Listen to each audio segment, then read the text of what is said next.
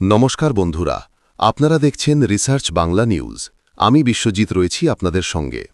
আজ সংসদে যা ঘটেছে তা অনেক দিন পর ভারতীয় গণতন্ত্র দেখল। বন্দে মাতারামের ১৫০ বছর উপলক্ষে প্রধানমন্ত্রী নরেন্দ্র মোদী আলোচনার সূচনা করেছিলেন, কিন্তু সেই শান্ত পরিবেশ মুহূর্তের মধ্যে ঝড়ে পরিণত করলেন কংগ্রেসের লোকসভার ডেপুটি লিডার গৌরব গগৈ। এমন আক্রমণাত্মক ভাষণ, এমন ধারালো প্রশ্ন বিগত কয়েক বছরে সংসদে শোনা যায়নি। আজ তিনি একসঙ্গে আক্রমণের কেন্দ্রে এনে ফেললেন জ্ঞানেশ কুমারকে, অমিত শাহকে, নির্মলা সীতারমণকে, এমনকি প্রতিরক্ষা মন্ত্রককেও। আর এতে সরকার পক্ষ সম্পূর্ণভাবে অস্বস্তিতে পড়ে গেল।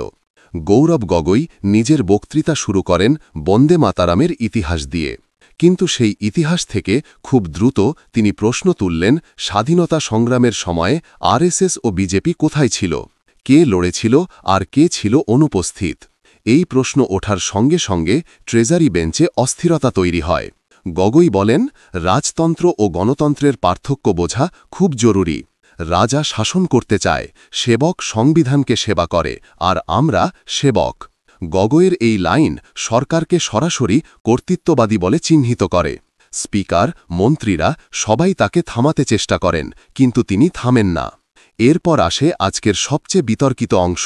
গৌরব গগৈ প্রশ্ন ছুড়ে দেন, দিল্লিতে বোমা বিস্ফোরণ হল, দেশের রাজধানীতে নিরাপত্তা ভেঙে পড়ল, অথচ প্রধানমন্ত্রী তার বক্তৃতায় একটিও কথা উল্লেখ করলেন না।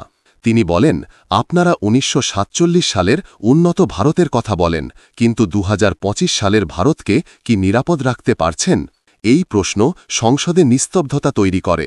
রাজনীতি যতই হোক, নিরাপত্তা নিয়ে নীরবতা সাধারণত কোনো সরকার রাখতে পারে না। কিন্তু আজ সেটাই হয়েছে, এবং গগৈ সেই জায়গাতেই আঘাত করেন। তিনি কাশ্মীরের নিরাপত্তা, সীমান্ত পরিস্থিতি, পর্যটকদের সুরক্ষা সবকিছু একে একে তুললেন। বললেন, আজ পাকিস্তানের ফিল্ড মার্শাল মার্কিন প্রেসিডেন্টের সঙ্গে বসে আলোচনা করছে। পাকিস্তান ও আমেরিকা আরও কাছাকাছি যাচ্ছে, আর ভারত কি করছে? ভারত নীরব। এটি ছিল মোদী সরকারের কূটনৈতিক অবস্থানের ওপর সরাসরি আক্রমণ। এরপর গগৈ মুখোমুখি হন অর্থনীতি নিয়ে। রুপির পতন, বাজার অস্থিরতা, সাধারণ মানুষের দুঃখ কষ্ট সব তুললেন নির্মলা সীতারমণের সামনে। তিনি বলেন, যখন রুপি শক্তিশালী ছিল তখন আপনারা বলতেন প্রধানমন্ত্রী শক্তিশালী। এখন রুপি ১০০ ছুঁয়ে ফেলছে, তো এখন সেই জ্ঞান কোথায় গেল? এই প্রশ্নে সরকার পক্ষ আরও অস্বস্তিতে পড়ে। কিন্তু সবচেয়ে তীব্র আঘাত আসে নির্বাচন কমিশন ও ভোট নিরাপত্তার প্রসঙ্গে।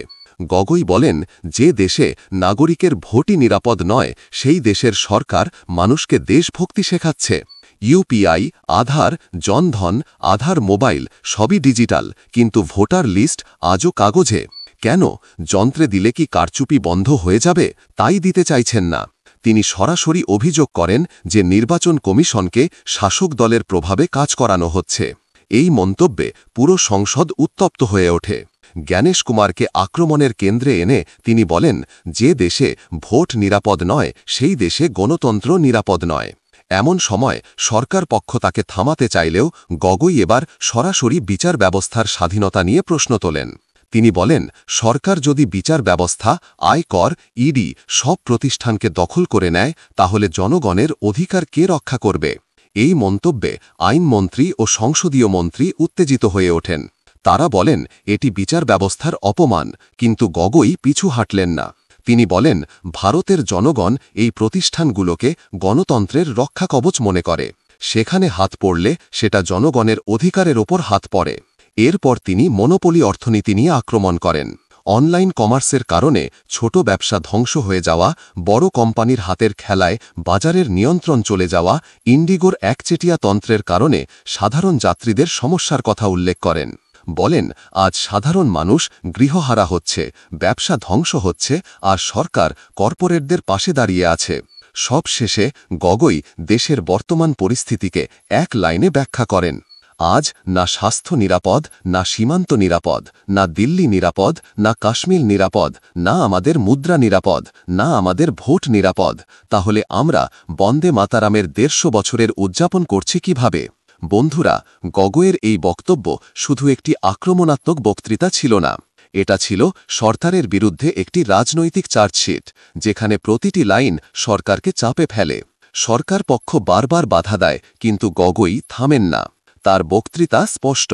আপনারা আলোচনা থেকে পালাতে চাচ্ছেন, প্রশ্ন শুনতে চাচ্ছেন না, গণতন্ত্রকে দমিয়ে রাখতে চাচ্ছেন, কিন্তু জনগণের কণ্ঠস্বর কখনো দমন করা যায় না।